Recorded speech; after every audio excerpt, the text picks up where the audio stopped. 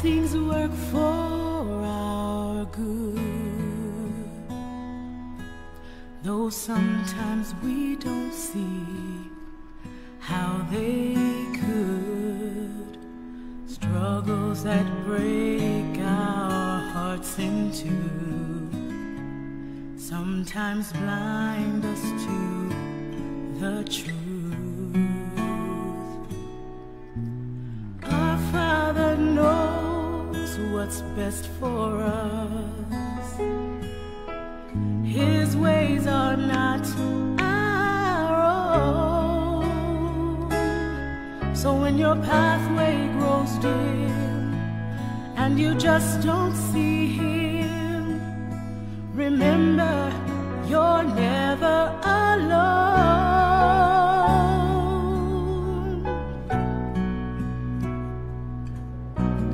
God is too wise to be mistaken. God is too good to be unkind. So when you don't understand, when you don't see His plan, when you can't trace His hand, trust His heart.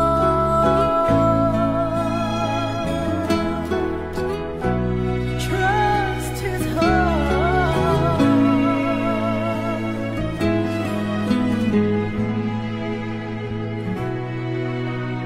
He sees the master plan, and He holds our future in His hand. So don't live as those who have no hope. All our hope is found in Him. We see the present clearly, but He sees the first and the last. And like a tapestry, He's weaving you and me to someday be just like Him. Oh, God is too wise to be mistaken. God is too good to be unkind. So when you don't understand, when you don't see His plan, when you can't trace His hand, trust His heart. He alone is faithful and true. He alone knows what is best for you.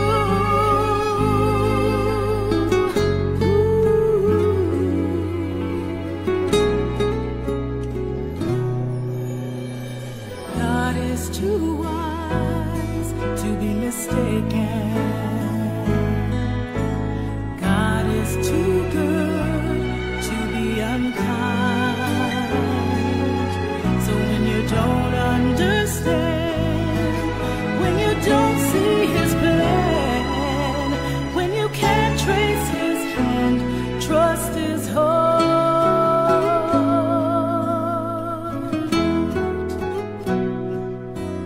When you don't understand, when you don't see His plan, when you can't trace His hand, trust His heart.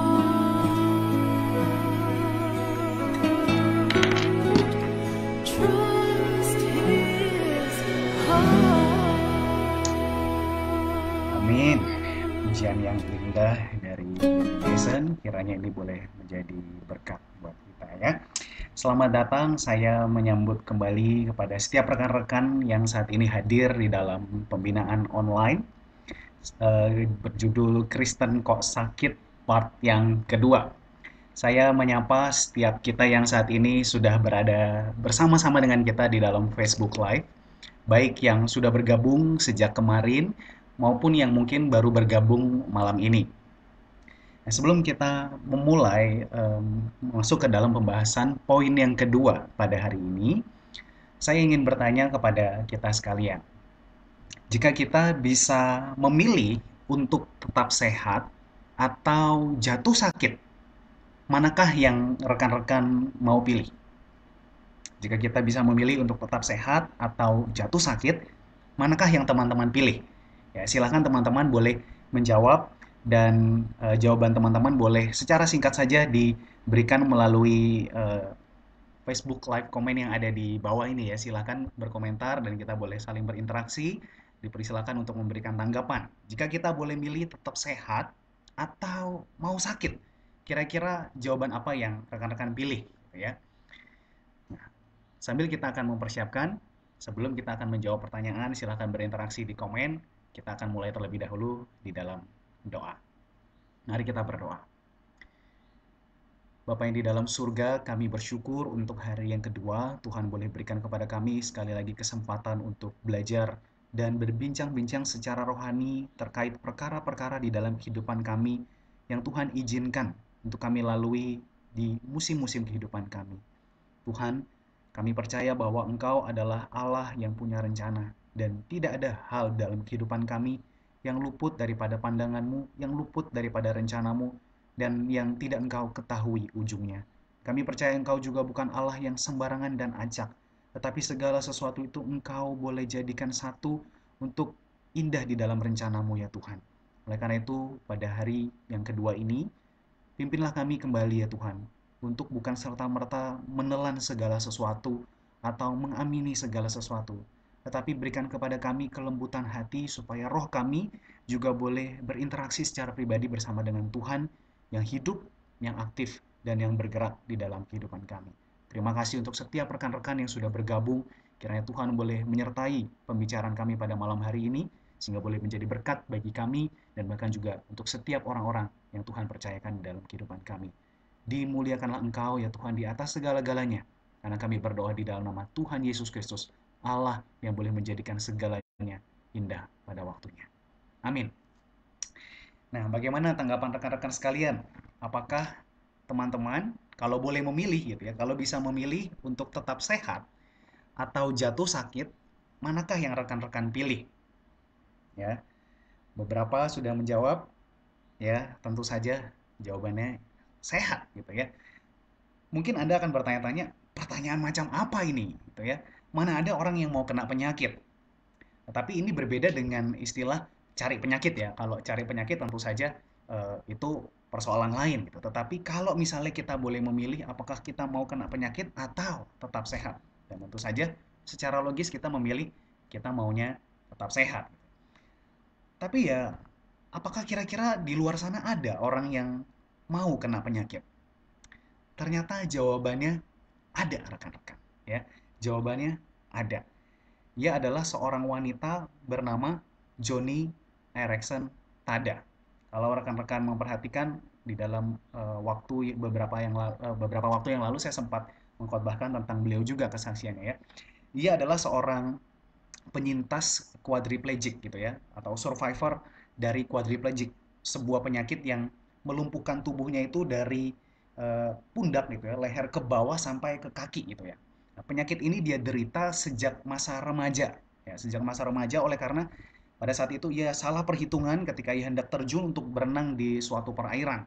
Dan akibatnya ya seperti yang ada di gambar di atas saya ini, ia kemudian harus dilarikan ke rumah sakit dan ia harus dirawat. Dan disitulah ia mengetahui bahwa dirinya itu mengalami kelumpuhan hampir 80 bahkan mungkin 80% ke atas dari tubuhnya. Dan masa muda yang ia lewati itu penuh dengan rasa amarah, penuh dengan rasa kekecewaan, dengan penyesalan, tidak hanya kepada dirinya sendiri gitu, menyesal, kenapa ya pada saat itu saya harus terjun ke tempat itu. Tapi penyesalannya itu kemudian berbuntut kepada Allah. Ia marah sekali dengan Allah. Kenapa Allah yang katanya baik itu mengizinkan hal yang seperti ini terjadi di dalam hidup saya? Itulah pertanyaan yang diajukannya pertama kali. Tetapi pertanyaan itu kemudian berulang-ulang di dalam kehidupannya. Ia ajukan berkali-kali pertanyaan yang sama terus-menerus dengan penuh amarah dan dengan penuh kekecewaan kepada Tuhan.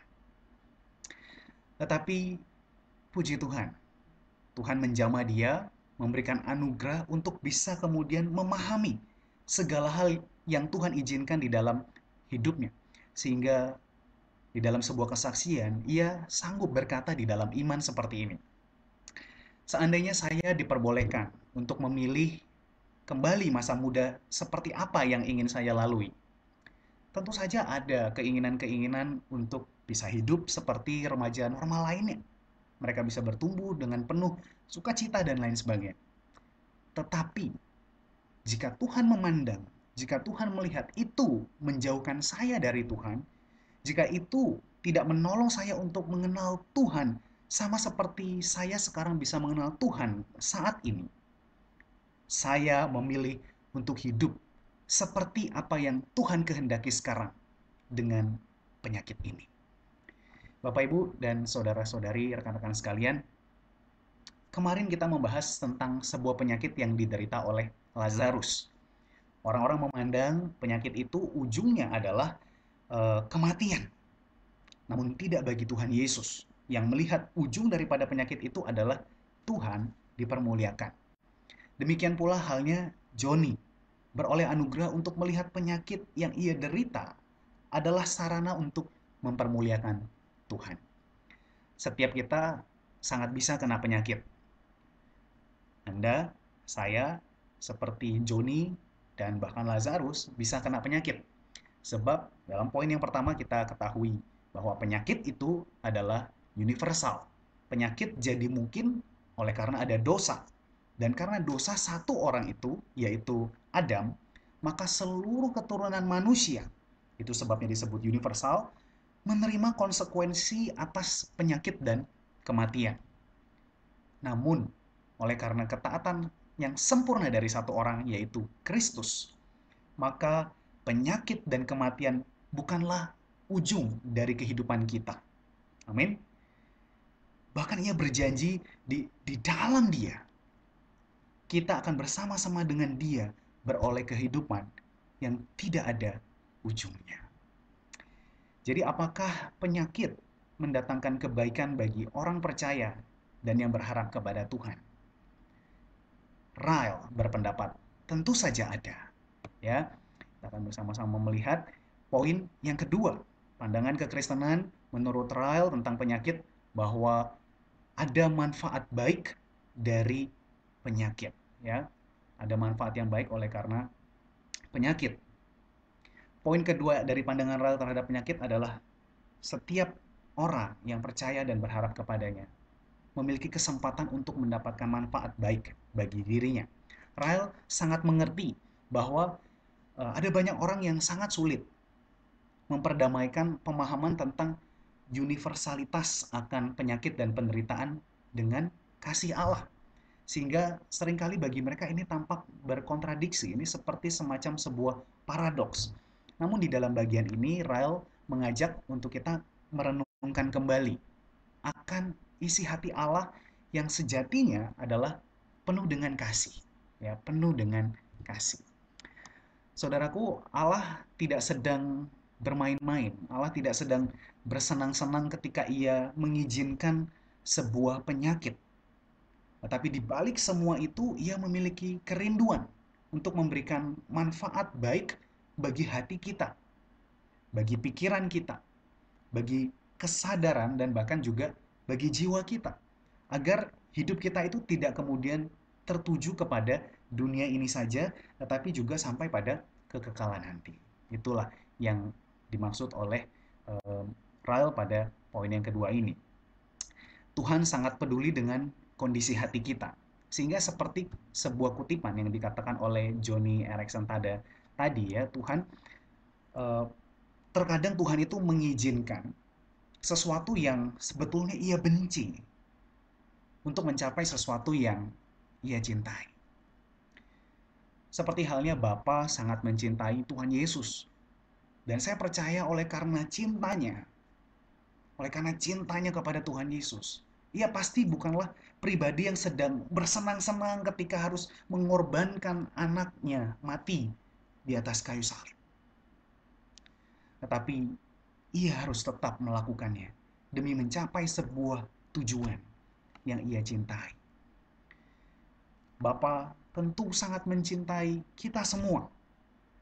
Ia pasti bukanlah pribadi yang kemudian sedang bersenang-senang ketika harus mengizinkan sebuah penyakit itu terjadi di dalam kehidupan kita atau diderita oleh orang yang kita kasihi. Tetapi memang terkadang Tuhan mengizinkan hal-hal seperti itu. Hal-hal yang ia benci untuk mencapai sebuah tujuan yang ia cintai. Apakah tujuan itu? Menurut Rael, ada 5 tujuan yang saya berusaha untuk sampaikan pada kesempatan ini. Ya. Rael melihat ada 5 tujuan. Yang pertama adalah penyakit itu kemudian menolong. Ya, Tuhan mengizinkan penyakit untuk mencapai tujuan yang ia cintai, yaitu menolong untuk mengingatkan kita tentang kematian. Rael berpendapat ya bahwa kebanyakan orang itu hidup seperti seolah-olah ya seperti orang yang mereka tidak akan pernah mati gitu ya. Saya teringat akan sebuah kisah ya, film romansa yang ada di samping saya ini tahun 2000-an kalau saya nggak salah ingat, yaitu Twilight Saga. Ya, di mana ada salah seorang tokoh yang bernama Edward Cullen atau Cullen ya, saya nggak tahu gimana sebutnya, saya udah lupa. Yang pasti usia dari seorang pria ini waktu ia sedang dibekukan oleh karena ada Spanish flu pada saat itu usianya 17 tahun. Tetapi dia lahir itu tahun 1907, yang artinya sejak film ini dirilis, ceritanya dia usianya udah ratusan tahun. Ia hidup dari masa demi masa, lalu ia menemukan berbagai macam drama romantika, cinta di dalam kehidupannya. Namun saat ia berjumpa dengan Bella, yang peran wanitanya, ia berkata tidak ada seorang pun dari masa demi masa itu yang bisa memikat dirinya selain seperti Bella. Ya. Luar biasa banget ya, biasalah kalau para pria itu kalau lagi gombal itu paling bisa bicara ya. Ya tentu saja Bella saat itu kemudian jatuh hati kepada Edward. Tapi kita tidak sedang membahas film Twilight saat ini. Yang mau saya soroti adalah suatu spirit, ya, suatu spirit dari seseorang yang hidup seolah-olah mereka tidak akan pernah mati. Mereka hidup semena-menanya. Di dalam kehidupannya ia bisa getol sekali, tidak memikirkan kematian, sehingga ia fokus untuk mencapai satu titik bisnis yang paling prima, mencapai sebuah kenikmatan yang paling hakiki di dalam hidupnya. Gemar untuk mengikuti politik, perkembangan sains, gadget, teknologi, seakan-akan perkembangan demi perkembangan bumi ini membuat dia merasa bumi ini adalah tempat tinggal bagi dirinya untuk selama-lamanya. Mereka merencanakan sebuah skema kehidupan untuk masa depan, sekalipun saya percaya bahwa tidak ada yang salah dengan hal ini, tetapi menjadi salah ketika yang kita persiapkan hanyalah untuk masa depan yang sementara ini. Ya, itu sebabnya kenapa Tuhan Yesus pada saat itu juga memberikan sebuah perumpamaan tentang orang kaya yang bodoh. Sebab semua harta dari orang kaya ini ia simpan dan ia berusaha untuk, wah aku akan membongkar lumbungku untuk menjadi lebih besar lagi sehingga semua hasil panenku bisa di store di situ, dan seolah-olah ia dapat hidup selama-lamanya dengan hasil yang ia bisa berikan dari apa yang ia timbun di dalam lumbung yang besar itu, ya. Tetapi firman Allah kepadanya, "Hai engkau orang bodoh, pada malam ini juga jiwamu akan diambil daripadamu. Dan apakah yang telah engkau sediakan? Untuk siapakah itu nanti?" Lalu Tuhan Yesus menjawab, ya, menutup dengan sebuah komentar. Demikianlah jadinya dengan orang-orang yang mengumpulkan harta bagi dirinya sendiri, jikalau ia tidak kaya di hadapan Tuhan. Tetapi saudaraku, hal tersebut akan menjadi berbeda ketika seseorang itu selalu sadar tentang yang namanya kematian. Ada waktunya di dalam hidup ini, hidup kita ini akan berakhir, ya. Dan penyakit seringkali yang menjadi gong yang membangkitkan kesadaran kita tentang kematian. Ya, penyakit seringkali menjadi gong yang mengingatkan kita akan adanya kematian. Dengan mengingat tentang kematian, maka kita pun mulai akan mempersiapkan kehidupan kita itu bukan hanya untuk hidup yang sementara ini. Jejak-jejak kehidupan kita itu bukan jejak kesuksesan yang sifatnya hanya duniawi, tetapi menjadi jejak-jejak iman yang kemudian menolong orang-orang yang ada di sekeliling kita, setelah kita, untuk bisa mengikuti jejak kita berjumpa kepada Tuhan. Jadi, kita tidak mempersiapkan masa depan kita hanya untuk hidup yang sementara ini, tetapi juga bersiap-siap untuk menyambut kehidupan kekal yang Tuhan sudah sediakan bagi rekan-rekan sekalian dan juga bagi saya. Itu sebabnya untuk alasan ini, Rael memandang bahwa penyakit memiliki manfaat yang baik bagi kita, orang-orang percaya. Lalu selanjutnya, saudaraku, di dalam poin yang kedua, Rael juga melihat bahwa penyakit itu dapat menolong kita untuk membuat kita kembali berpikir dengan serius tentang Allah, berpikir dengan serius tentang keselamatan jiwa kita, dan berpikir serius tentang dunia yang akan datang. Sebagian besar orang menurut Ryle, ketika berada di dalam kondisi yang sehat-sehat saja, itu sulit sekali memiliki waktu untuk memikirkan dengan serius tentang hal-hal ketiga hal tersebut gitu ya. Berpikir tentang Tuhan itu rasanya asing banget gitu ya. Secara kedagingan itu rasanya kok it's such a burden gitu. Ini merepotkan, ini menjadi beban gitu. Dan jawaban yang cukup umum saya dengar adalah misalnya di dalam hal bersaat teduh. Wah iya nih, Lause masih bolong-bolong saat teduhnya. Atau aduh susah banget gitu cari waktu. Sibuk banget, nggak ada waktu sama sekali, selalu penuh waktunya gitu ya. Tetapi surprisingly, ketika penyakit tertentu kemudian diizinkan Tuhan hadir di dalam hidupnya, ia memiliki efek yang sangat besar sehingga bisa mulai membentuk dan mulai merubah akan pola pikir tersebut. Sehingga pada akhirnya menolong mereka untuk tiba di satu titik berhadapan pribadi dengan pribadi antara dirinya dengan Tuhan. Ia dipaksa untuk sadar selama ini ia tidak serius untuk membangun hubungan dengan Tuhan. Akhirnya Tuhan kasih waktu khusus supaya ia nggak sibuk oleh karena penyakit ini. Tuhan kasih waktu khusus supaya ia bisa serius mikirin dia dan jiwanya dan kehidupan yang akan datang. Saya intermezzo sedikit. Dengan sedikit merespon situasi yang kita alami saat ini ya, sekarang ini. Ada di antara kita mungkin yang sekarang jadi tidak sesibuk biasanya. Mulai bisa bangun siang, kita bisa tidur lebih malam, bahkan mungkin sambil nonton drama Korea gitu ya, atau main game sampai larut malam. Kita punya waktu yang leisure, waktu yang melimpah seperti itu oleh karena situasi ini. Tetapi saya mengajak kita untuk coba kita merespons dengan serius. Mungkin nggak ya Tuhan saat ini sedang kasih waktu yang khusus supaya kita nggak sibuk. Mungkin nggak ya Tuhan saat ini sedang kasih waktu yang khusus supaya kita bisa serius membangun hubungan dengan Dia. Dan tentu saja kiranya pertanyaan-pertanyaan seperti ini rekan-rekan sekalian boleh mengumpulkan secara pribadi. Oke, saudaraku, Alkitab mencatat baik ada seorang bernama Naaman dan juga Ben-Hadad, yang mereka adalah panglima dan juga yang satunya adalah seorang raja Aram. Mereka adalah orang yang bukan orang percaya. Mereka bukanlah orang yang percaya. Tetapi ketika mereka mengalami sakit, mereka datang kepada Elisa dan mereka mulai berpikir serius tentang Allah. Kalau nggak ada penyakit itu, mereka nggak akan cari Tuhan. Ya, mereka nggak akan cari Tuhan. Tetapi pada saat itu Tuhan mengizinkan sebuah penyakit mereka alami dan Alkitab mencatat oleh karena penyakit itulah mereka mencari Tuhan. Bayangkan mereka bukanlah orang yang percaya.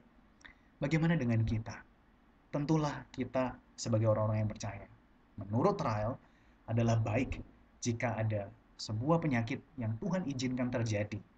Tentulah itu adalah untuk mendatangkan sebuah maksud supaya kita mulai berpikir dengan serius tentang Allah. Berpikir dengan serius tentang keselamatan jiwa kita dan tentang dunia yang akan datang.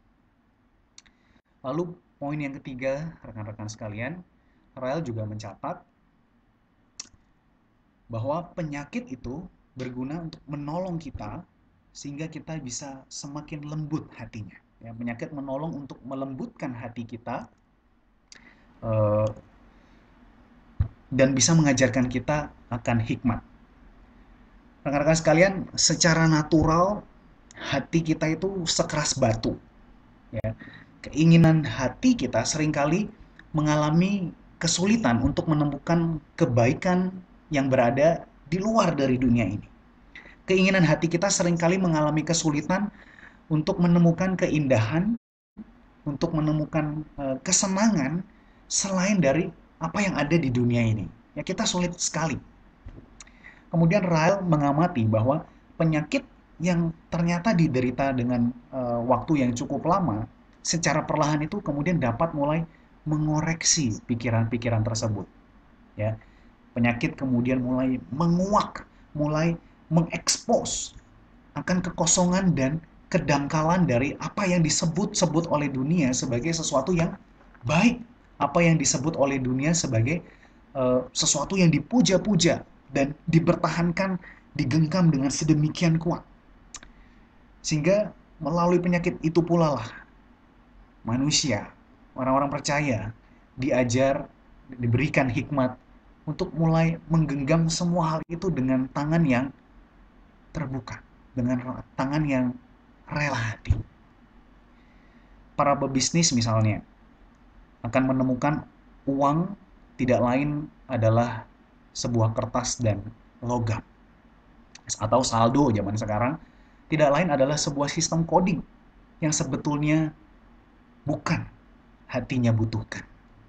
Seorang yang menemukan kenikmatan misalnya melalui hal-hal yang ekspensif, hal-hal yang mahal, seperti aksesoris, atribut-atribut yang melekat pada tubuhnya, lalu penghiburan-penghiburan entertainment, bahkan promo-promo liburan ke luar negeri gitu ya, misalnya ke Wuhan gratis gitu ya, itu ketika diperhadapkan dengan namanya kondisi penyakit, itu adalah penghibur-penghibur sialan gitu ya, kalau saya boleh minjem istilah Ayub ya, itu penghiburan-penghiburan kosong yang tidak ada artinya. Tidak ada artinya ketika kita berada di dalam kasur pembaringan oleh karena sakit yang kita alami. Maka jika penyakit dapat menjadi alat yang kemudian mengetuk atau menggiling sehingga hati kita itu bisa semakin lembut, sehingga kita tidak lagi mengukur sukacita berdasarkan ukuran-ukuran dunia. Menurut Rahel, itu adalah sesuatu yang bermanfaat baik bagi orang yang percaya. Lalu manfaat yang keempat, saudara-saudaraku, Rahel mencatat bahwa penyakit itu menolong untuk merendahkan diri kita. Secara natural, kita adalah orang yang angkuh dan tinggi hati. Rahel kemudian mengamati bahkan orang yang miskin sekalipun itu tidak luput dari sikap seperti ini. Wah, kok bisa? Ya. Jadi ini sebetulnya sama sekali bukan berkaitan dengan kekayaan, tetapi ini berbicara tentang derajat diri, gitu ya, tentang derajat diri. Beberapa orang itu ditemukan oleh Ryle, seperti saya pun ketika membaca bagian ini, saya menemukan di dalam diri saya sendiri, atau mungkin juga di antara rekan-rekan sekalian, yaitu ada orang-orang yang ditemui yang mungkin secara tidak terang-terangan itu sedang merendahkan atau sedang memandang rendah akan orang lain, tetapi secara diam-diam sedang menyanjung dirinya sendiri. Secara diam-diam ia berkata kepada dirinya, wah, untung aku tidak seperti dia, untung aku tidak seperti mereka. Oleh karena itu penyakit di dalam hal ini menurut Ryle dapat menjinakkan pikiran yang seperti itu. Penyakit memiliki dorongan yang besar untuk kemudian melevelkan kita ke bawah, merendahkan diri kita sedemikian rupa sehingga kita sadar bahwa kita ini tidak lain adalah butiran debu. Ya, Mazmur 103 ayat yang ke-13 sampai 14 berkata, seperti Bapa sayang kepada anak-anaknya, demikian Tuhan sayang kepada orang-orang yang takut akan Dia. Sebab Dia sendiri tahu apa kita. Dia ingat bahwa kita ini debu. Tuhan Allah membentuk manusia pertama itu dari debu tanah menurut Kejadian 2. Meskipun kemudian keturunan selanjutnya tentu manusia beranak pinak secara biologis, tetapi seperti yang tercatat di dalam Kejadian 3 ayat 19. Sebab engkau debu dan engkau akan kembali menjadi debu. Penyakit seringkali menjadi game changer atau sesuatu yang kemudian merubah kita menjadi berbeda, masuk ke dalam satu fase kehidupan yang berbeda. Dan di dalam poin ini, fase tersebut adalah kita menjadi orang yang rendah hati. Ayat ini bagi sebagian kita mungkin bukan baru pertama kali kita mendengarnya, tetapi sama seperti seorang Ezra 4 tahun yang lalu. Dia sudah sering sekali mendengar ayat ini, tetapi pada waktu 4 tahun lalu, pada hari kematian ayah saya oleh karena sebuah penyakit yang ia derita, ayat-ayat itu diperdengarkan kembali, ya, ketika seorang hamba Tuhan kemudian mengambil tanah seperti itu, ya, lalu diletakkan di atas kuburan bapak saya gitu, dan dikatakan semua berasal dari debu dan akan kembali menjadi debu. Saat itu adalah saya sadari itu adalah satu titik balik pertobatan saya dari keangkuhan yang saya jalani di dalam kehidupan ini. Saya mulai bangkit kesadaran, saya mulai bertobat bahwa saya tidak lebih baik dari orang lain, dan kalau saya masih bisa hidup itu semua hanya karena anugerah, dan saya berada di dunia ini bersama-sama dengan banyak anak Tuhan lainnya yang juga memiliki masing-masing karunia daripada Tuhan, karunia roh yang Tuhan izinkan untuk mereka miliki, dan kita semua bersama-sama mau membangun gereja Tuhan. Kita bersama-sama mau memuliakan Tuhan. Kita bersama-sama mau menjadi satu, membangun akan tubuh Kristus. Dan tentu saja dengan ketulusan untuk menjalani agenda Tuhan, bukan agenda pribadi. Titik. Itulah yang menjadi titik balik ketika saya kembali mendengarkan akan ayat tersebut. Dan tentu saja ayat ini saat ini mungkin belum menggetarkan hati kita. Tetapi ketika pada saatnya tiba, kita mendengar di sebuah momen yang Tuhan izinkan, Tuhan menganugerahkan sebuah kebangkitan kesadaran akan kita, sehingga kita mulai menyadari bahwa kita tidak lain adalah debu. Proses perendahan diri ini pada akhirnya akan membawa kita ketika nanti kita tiba di satu hari penghakiman Allah. Setiap kita di hadapan Tuhan akan sama tinggi dan sama rendahnya. Proses perendahan diri ini adalah oleh karena penyakit, bagi Rael adalah manfaat yang baik, terkhusus bagi kehidupan orang-orang yang percaya. Dan yang terakhir, poin yang kelima dari subpoin yang kedua tadi, yaitu Rael melihat penyakit itu menolong kita, ya, untuk kemudian menguji akan keagamaan kita. Saudaraku, Rael itu hidup di abad awal 19 kurang lebih, ya, di mana pada saat itu kelompok ateis, orang-orang yang ateis itu belum terlalu banyak gitu, ya, karena tidak sepopuler seperti sekarang ini. Sehingga poin terakhir ini sebetulnya ia tujukan untuk mengkritisi kehidupan keagamaan dunia secara umum, namun secara khusus bagi orang-orang Kristen tentunya. Dan pesan Rael di poin terakhir ini tetap relevan oleh karena ia kemudian menyoroti bagaimana kehidupan orang Kristen yang cenderung beragama, tetapi menurut dia itu tidak bertuhan. Artinya secara tradisi keagamaan, hidupnya itu memang penuh dengan ritual-ritual, penuh dengan aktivitas-aktivitas rohani, namun apakah ia memiliki pengharapan di dalam Tuhan yang ia sembah? Nah, menurut Rael, penyakit dapat menjadi salah satu alat untuk kemudian menguji keagamaan kita. Apakah betul di balik ritual-ritual kita memiliki pengharapan kepada Tuhan yang benar? Penyakit itu juga akan membuktikan keagamaan seseorang sehingga pada waktunya ia akan merasakan ketika ia mengidap sebuah penyakit gitu ya, atau orang yang ia kasihi sedang sakit, itu akan membuktikan keagamaan seseorang sehingga ia mulai merasa yang namanya kekeringan, ya. Gejalanya itu adalah ia mulai merasa kekeringan. Ia mulai merasa apa yang ia lakukan itu kok sia-sia. Oleh karena mulai teruji bahwa fondasi pelayanannya, fondasi jiwanya itu adalah bakti daripada dirinya kepada Tuhan, bukan karena pengharapan di dalam Tuhan. Ryle bahkan kemudian dengan lantang dia berbicara bahwa seseorang yang kemudian memiliki doktrin yang kuat sekalipun, tetapi semuanya itu akan teruji ketika ia berada di ranjang pembaringan akan penyakit yang ia alami. Apakah ia hidup di dalam anugerah Tuhan dan merespons dengan penuh sukacita, dengan merespons dengan penuh pengharapan hanya ke dalam Tuhan, ataukah ia sebetulnya sedang meneruskan atau menjalankan sekedar tradisi saja. Kita yang sekarang sekadar merasa cukup untuk datang beribadah dan pulang karena kita khawatir oleh karena kita tidak dipandang secara religius oleh orang-orang di sekeliling kita.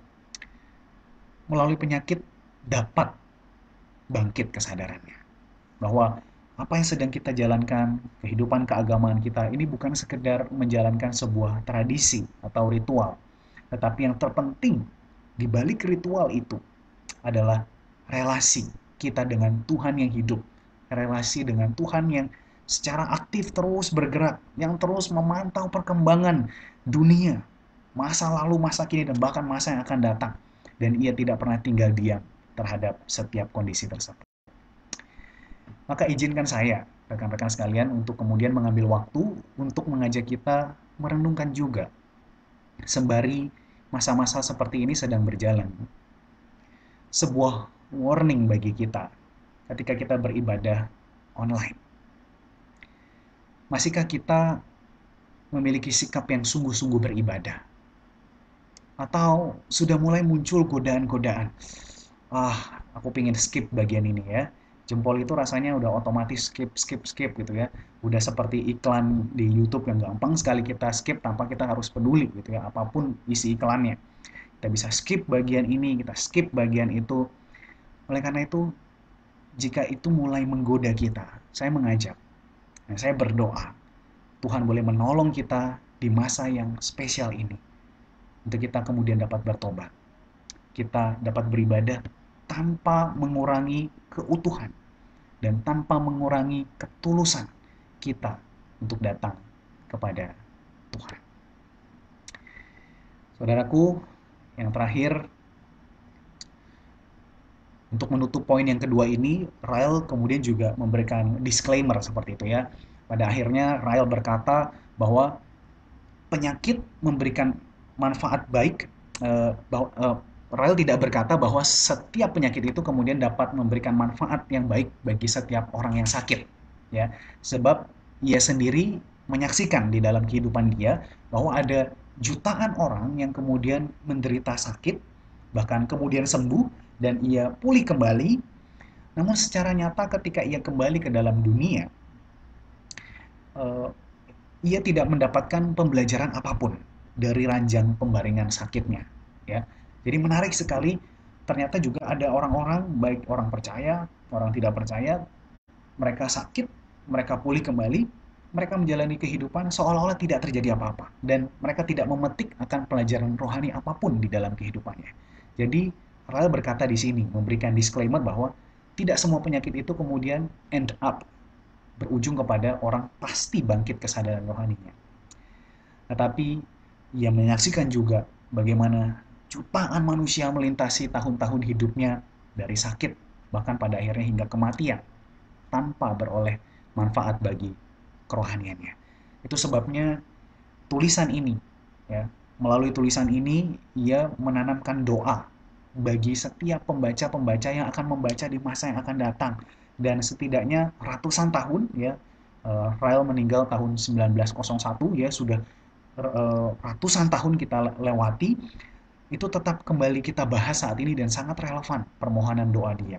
Ya, ia rindu agar setiap orang yang sakit terkhususnya bagi orang yang percaya dan orang-orang yang Tuhan pilih dan Tuhan izinkan untuk mendengarkan akan pembahasan seperti ini, itu bisa menangkap akan manfaat baik yang dimungkinkan bagi pertumbuhan rohani seseorang. Bahkan mungkin bisa menolong jiwa seseorang. Siapa yang tahu? Oleh karena sakit, baik atas dirinya atau atas orang yang dikasihinya, seseorang kemudian dapat diarahkan untuk berjumpa kepada Tuhan, pada Tuhan Yesus, Sang Penebus dan Pembebas jiwanya. Amin.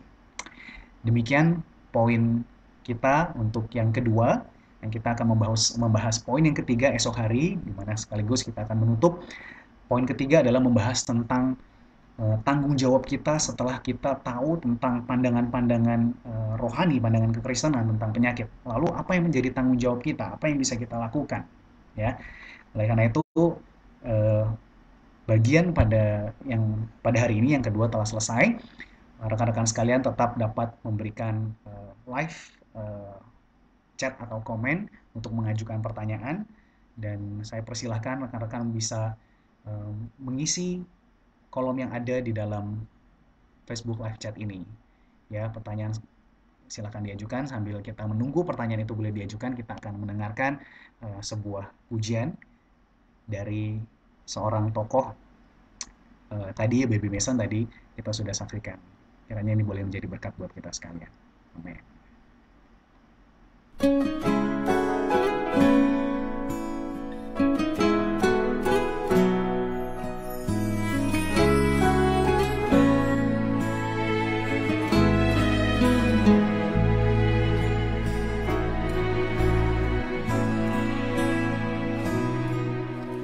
All things work for our good, though sometimes we don't see how they could. Struggles that break our hearts in two sometimes blind us to the truth. Our Father knows what's best for us. His ways are not our own. So when your pathway grows dim and you just don't see him, remember you're never alone.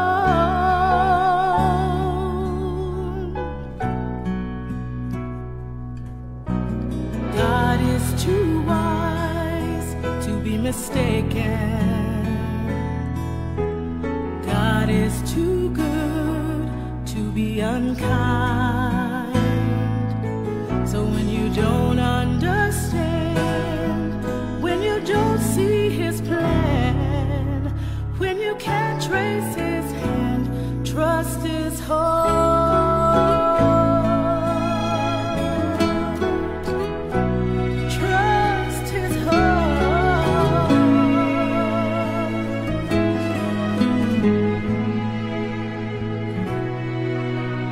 He sees the master plan,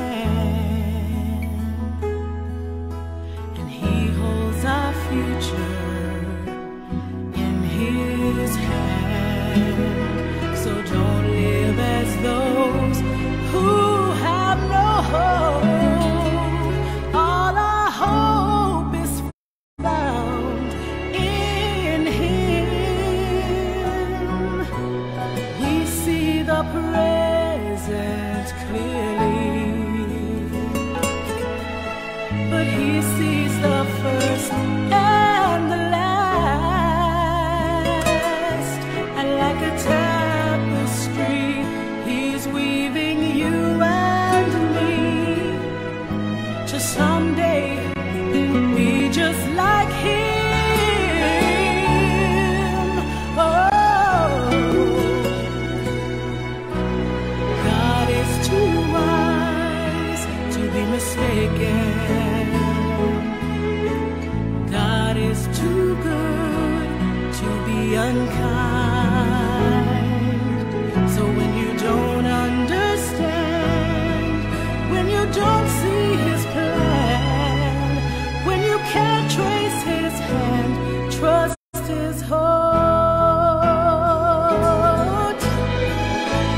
He alone is faithful and true. He alone knows what is best for you.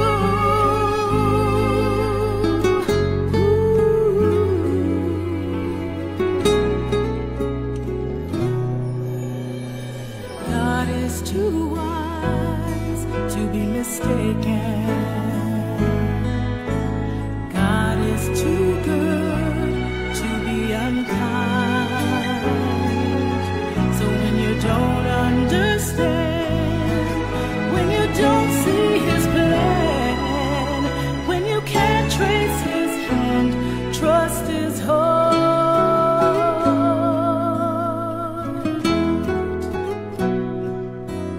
When you don't understand, when you don't see his plan, when you can't trace his hand, trust his heart.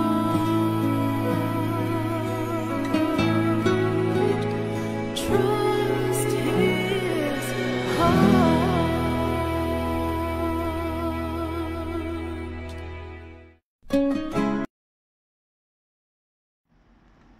Oke, saya sudah menerima sebuah pertanyaan dari Nicholas Linardi. Ya, ini pertanyaan yang sangat baik sekali. Nah, saya rindu untuk bisa menjawab ini dan tentu saja jika rekan-rekan yang lain juga memiliki tanggapan, Anda diundang juga untuk boleh memberikan respons. Ya, pertanyaannya adalah, Lause, apakah ada tips untuk menyampaikan benefit-benefit yang tadi kepada orang yang sakit secara bijak, gitu ya? Apakah ada tips untuk menyampaikan benefit-benefit tadi kepada orang yang sakit secara bijak? Rekan-rekan sekalian, saya percaya bahwa apa yang kita lakukan ini adalah berkaitan dengan perkara-perkara rohani. Oleh karena itu, tentu saja selain tips tentang bagaimana kita melakukannya secara konkret, saya rindu untuk tetap kita semua juga memulainya bersama-sama dengan doa. Kita tahu yang kita kerjakan bukanlah perbuatan manusia, tetapi supaya seseorang kemudian beroleh kekuatan yang berasal daripada Tuhan, maka tidak lain kita harus memohon kepada Tuhan yang boleh kemudian mengunjungi orang tersebut yang memberikan kekuatan kepada dia. Oleh karena itu, Nicholas dapat memulai dengan doa terlebih dahulu. Mulai doakan kepada pribadi tersebut, pribadi yang hendak kamu sampaikan akan benefit-benefit ini, dan kemudian kiranya Tuhan boleh melembutkan hati dia, sehingga ia mulai mau terbuka dan mendengar akan apa yang hendak kamu sampaikan. Oleh karena begini, ketika seseorang berada di dalam kondisi yang sakit, mereka itu ada di dalam satu fase kehidupan yang sangat rapuh, gitu ya.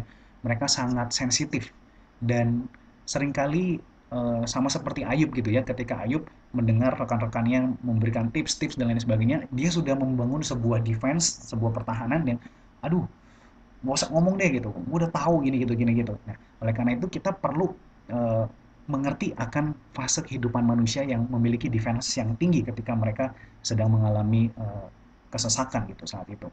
Kita berdoa sama Tuhan, dan kemudian setelah kita berdoa, kita percaya Tuhan akan memberikan waktu yang tepat kapan untuk bisa berbicara kepada dia. Jadi jangan serta-merta kita memberikan, aku punya bahan, langsung kita kasih videonya, kita kasih bahannya gitu ya. Ada yang mungkin efektif, ada juga yang mungkin tidak efektif gitu ya. Jadi kita perlu minta hikmat kepada Tuhan. Setelah kita berdoa, kita minta hikmat kepada Tuhan, kemudian kita juga perlu mendengar. Ya, ketika seseorang berada di dalam kesesakan, kita harus menjadi seorang sahabat yang tidak terlalu banyak ngomong, tetapi kita banyak mendengar. Tujuannya apa? Kita harus menjadi pribadi yang bisa dipercaya. Kita menjadi pribadi yang comfort, yang nyaman, sehingga ketika pada waktunya Tuhan membuka jalan, dia mulai akan membangun pertanyaan. Ya, misalnya dia bisa bertanya, Tuhan, kira-kira kenapa ya kok hidup gue gini-gini amat sih? Apa sih yang sebenarnya Tuhan mau di dalam hidup gue? Nah, itu adalah momen yang sangat tepat untuk kita kemudian menyampaikan benefit-benefit ini. Ya, jadi kita perlu menjadi sahabat. Kita perlu mendengar terlebih dahulu, baru nanti waktu Tuhan datang, kita mulai berbicara kepada dia akan benefit-benefit yang ada ini. Dan tentu saja menjadi seorang pendengar, kita harus mendampingi dia. Kita bukan sekedar kemudian menjadi seorang hakim yang setiap kali ada orang yang sakit, kemudian kita langsung berikan manfaat-manfaat ini dengan bahan-bahan yang ada. Tidak seperti itu. Kita perlu menjadi orang yang memang real secara personal, itu mendampingi rekan-rekan kita yang sedang sakit. Ya, karena di dalam kondisi-kondisi yang sakit seperti itu, terkadang pendampingan kita itu jauh lebih meaningful daripada kata-kata. Tetapi bukan berarti kata-kata tidak berarti apapun. Kata-kata sangat berarti ketika waktunya tepat, dengan bahasa dan dengan cara yang tepat. Oleh karena itu, Nicholas, jikalau misalnya hendak menyampaikan benefit-benefit ini kepada rekan-rekan kita, silahkan berdoa terlebih dahulu, kemudian kita meminta hikmat Tuhan kapan waktu yang tepat, dan kemudian kita dampingi dia. Kita cari waktu Tuhan sehingga kita bisa mulai ngobrol. Ketika ia mulai bertanya, kita merespons. Mungkin nggak semua poin ini bisa langsung satu hari dalam satu waktu di-deliver semuanya. Mungkin ada kalanya, ya ketika ada hal-hal yang menyinggung tentang harga diri gitu ya, tentang kenikmatan, wah kita mulai bisa keluarin satu poin itu. Ketika dia merasa, aduh aku nih udah selalu pelayanan luar biasa, kenapa kok Tuhan tetap izin? Nah, wah poin yang kelima itu sangat meaningful sekali gitu ya. Tuhan mungkin sedang mengizinkan ini untuk menguji keagamaan kita. Jadi poin ini bisa tersebar secara bebas gitu ya, secara natural, tergantung bagaimana kemudian Roh Kudus menggerakkan kita di dalam perbincangan kita. Jadi semoga kira ini bisa menolong Nicholas untuk bisa mengerti ya bagaimana waktu yang tepat secara bijak bisa menyampaikan kepada rekan yang mungkin sedang sakit ya. Baik, ada satu pertanyaan lagi, pandangan kekristenan tentang orang sakit berat tetapi tidak mau berobat dan hanya berserah kepada Tuhan. Oh iya ya, jadi ada sebuah pandangan kekristenan ya, Pak Albert Karnadi menyampaikan tentang orang yang sakit berat, tetapi di dalam kondisi sakit tersebut ia merasa tidak perlu berobat dan hanya berserah kepada Tuhan. Mungkin pertanyaannya apakah tanggapannya ya terhadap situasi seperti ini? Nah, tentu saja sekali lagi rekan-rekan sekalian diizinkan, diperbolehkan jika rekan-rekan mau memberikan tanggapan juga, silakan menanggapi dengan bijaksana dan juga dengan hikmat dan dengan suatu spirit atau semangat untuk membangun akan tubuh Kristus dan mempermuliakan dia ya. Nah, bagi saya sendiri secara pribadi, saya percaya bahwa baik di dalam hidup maupun di dalam mati, kita ada di dalam Kristus dan Kristus ada di dalam Tuhan. Oleh karena itu, Tuhan menuntut kita juga untuk hidup, tidak hanya kemudian berpikir tentang hanya kekekalan saja, kematian saja, seolah-olah kemudian hidup kita ini tidak berarti dan tidak ada maknanya lagi, sehingga kita tidak perlu taking care of ourselves gitu ya. Paulus sendiri ketika ia sedang mendapatkan kabar tentang Timotius, murid yang ia kasihi, itu ia memberikan nasihat untuk menjaga dirinya gitu ya. Ayo minumlah anggur gitu ya supaya kamu tuh nggak cepat mual-mual, sakit perut dan lain sebagainya gitu ya. Dia memberikan nasihat untuk supaya ia hidup bisa lebih sehat gitu ya. Jadi bagi orang-orang percaya, saya pikir kalau saya boleh mewakili, kita sebagai orang yang diberikan tubuh oleh Kristus, oleh Tuhan, kita harus bertanggung jawab untuk memelihara hidup kita dengan penuh tanggung jawab ya. Sebab di dalam hidup maupun di dalam mati kita ada di dalam Kristus, dan Tuhan memperkenankan kita untuk memperoleh tubuh ini dengan kesehatan, bukan tanpa sebuah maksud gitu ya. Pasti ada maksud untuk boleh menjadi berkat gitu. Sehingga orang sakit berat tidak mau berobat, mungkin itu kemudian juga perlu dipertimbangkan juga ya Pak Albert. Mungkin apakah karena urusan biaya juga gitu ya, karena biaya sudah terlalu mahal dan kemungkinan hidup juga sangat kecil kalau mengadakan operasi ini dan itu mungkin ada aspek-aspek lain ya, aspek-aspek lain yang kemudian sulit akan keputusan akan sebuah tindakan, sehingga mungkin keputusan itu akhirnya diambil, ya sudah, saya tidak perlu berobat, saya berserahnya kepada Tuhan, oleh karena ya toh secara kemampuan saya juga sudah mencapai waktu atau mencapai kapasitas yang penuh dan saya sudah saatnya untuk kembali kepada Tuhan. Ya, kita tidak tahu akan hal-hal tersebut. Tetapi selama masih bisa dikerjakan dan memang ada keyakinan bahwa Tuhan mencukupkan, ya bukan artinya harus berhutang ke sana sini, mengusahakan segala sesuatu. Wah, saya tanggung jawab sama hidup Tuhan, makanya saya utang untuk mengatasi biaya saya, juga tidak seperti itu. Tentu saja Tuhan memberikan kepada kita hikmat untuk berpikir dengan akal budi kita. Tuhan juga memberikan Roh Kudus untuk kemudian kita mengerti kegerakan Tuhan untuk di dalam kehidupan kita itu apa yang Tuhan kehendaki. Ya, saya pikir itu dari pandangan saya dan beberapa yang saya mengerti di dalam kisah-kisah di dalam Alkitab. Dan kalau ada rekan-rekan sekalian yang mau mungkin memberikan respons atau memberikan tanggapan pribadi atau juga mungkin masih mengadakan pertanyaan lagi yang lain, silakan gunakan fitur live chat yang ada di bawah untuk kemudian kita bisa saling berinteraksi. Silakan. Saya rindu kita bisa berbincang-bincang secara rohani di dalam kondisi yang luar biasa seperti ini ya. Terima kasih untuk Nicholas dan juga Pak Albert yang boleh memberikan responsnya. Saya menunggu untuk beberapa waktu. Jika tidak ada, kita akan bersama-sama segera menutup sesi yang kedua ini. Besok adalah sesi yang terakhir, di mana kita akan bersama-sama membahas tentang pandangan Ryle, yaitu tanggung jawab daripada orang-orang percaya merespons akan penyakit gitu ya. Apa jadi tanggung jawabnya? Apa konkretnya yang kemudian kita bisa lakukan? Baik kita mungkin yang sedang sakit atau apa yang mungkin bisa kita lakukan bagi orang yang sedang sakit gitu ya.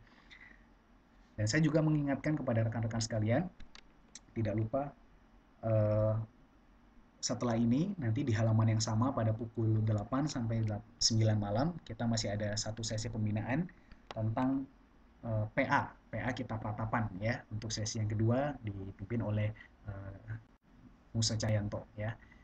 Jadi jangan tinggalkan halaman ini, tinggalkan untuk sementara, nanti jam 8 balik lagi gitu ya.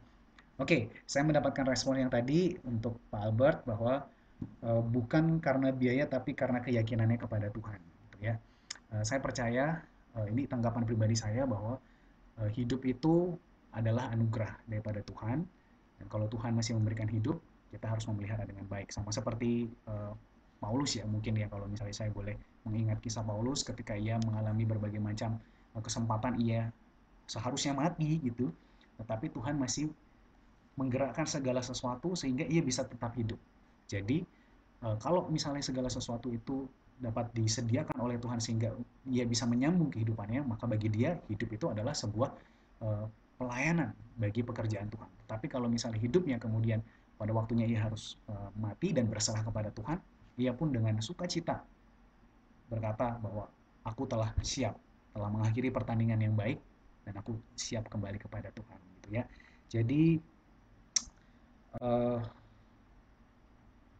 keyakinan kita kepada Tuhan, tentu saja kita percaya bahwa hidup adalah pemberian, kita memperjuangkan yang terbaik, apapun itu kasusnya, apakah karena biaya atau bukan, tetapi kalau karena keyakinan, saya percaya bahwa Tuhan juga meyakini kita bisa hidup dengan baik gitu ya. Tuhan mau kita hidup dengan baik dan Tuhan mau kita bertanggung jawab dari hidup yang diberikan kepada Tuhan.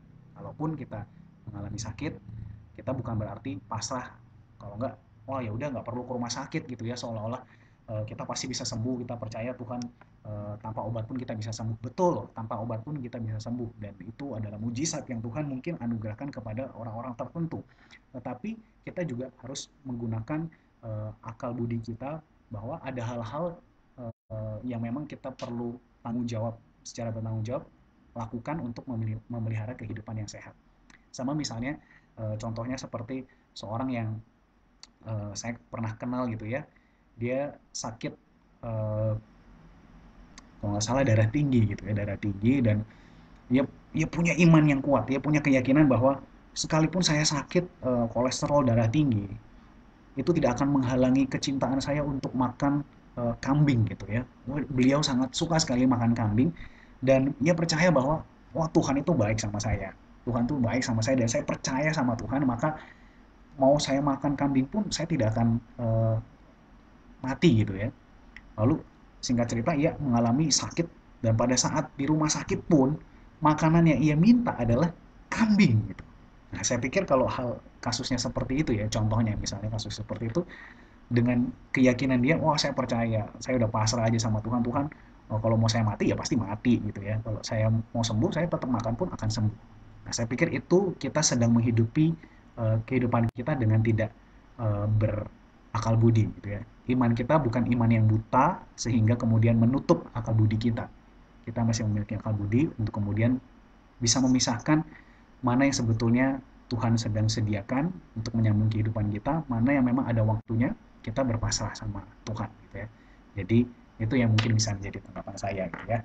Terima kasih untuk Pak Albert untuk respons, tanggapan dan tentu saja pemikiran yang seru kita bisa berbincang, dan sangat rindu sekali jika kita bisa bertatap muka perbincangan ini, tentu dengan teman-teman yang lain bisa memberikan respon yang lebih uh, interaktif tentunya ya.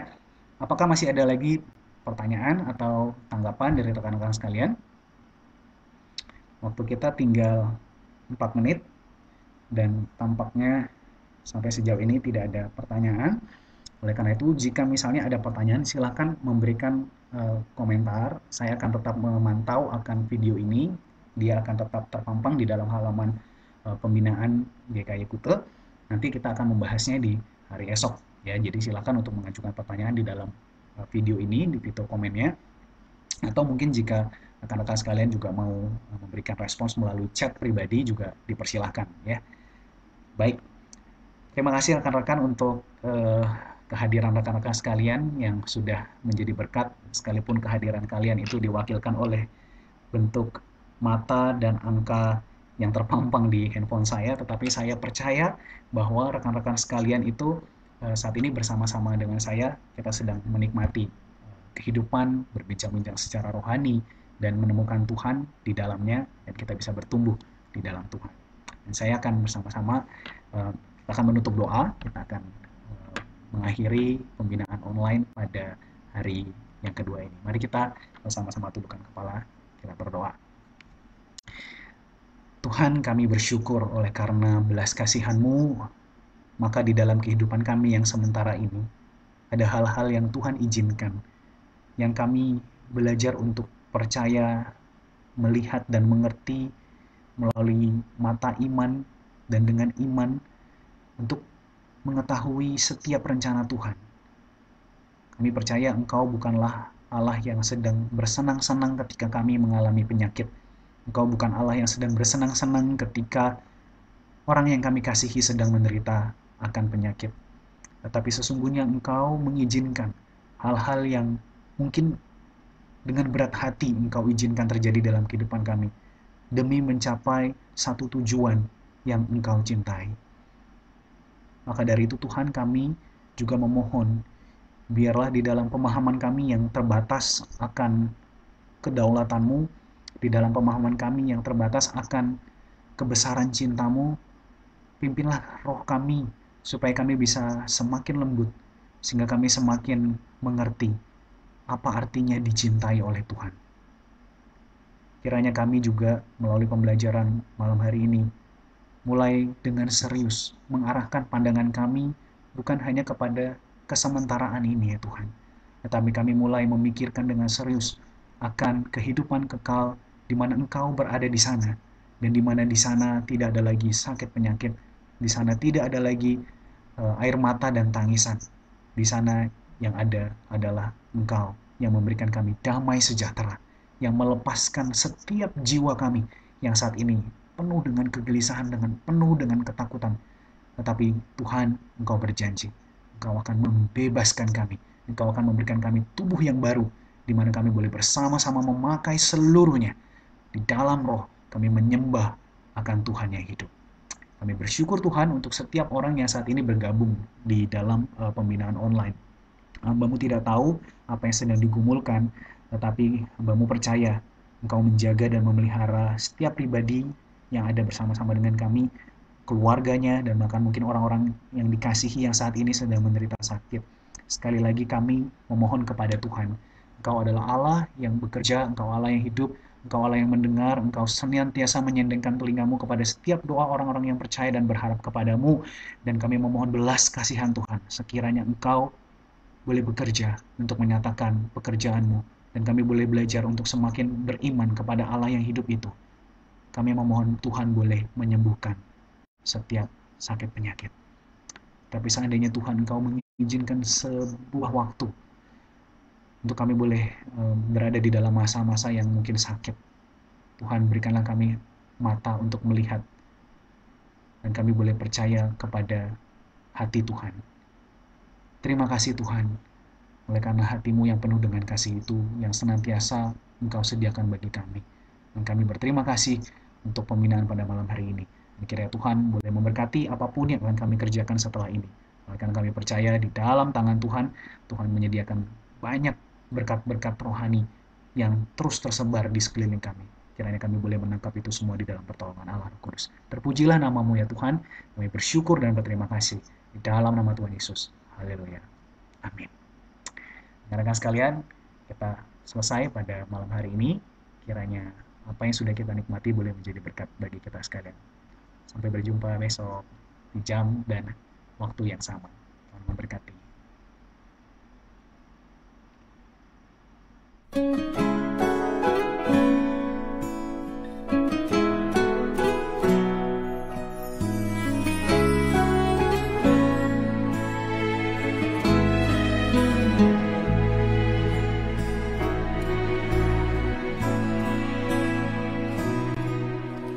All things work for our good,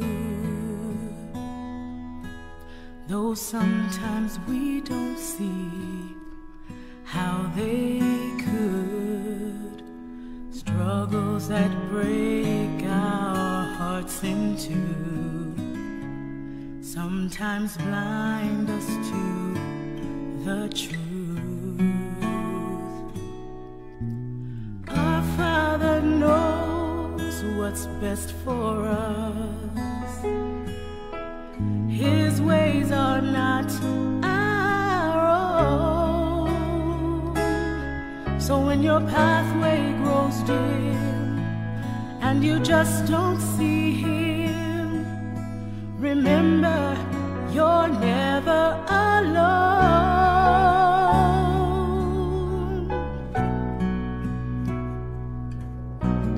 God is too wise to be mistaken.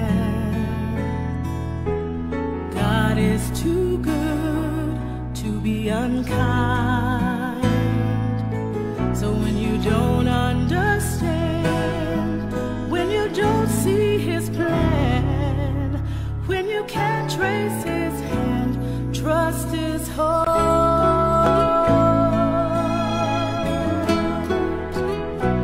Trust His heart.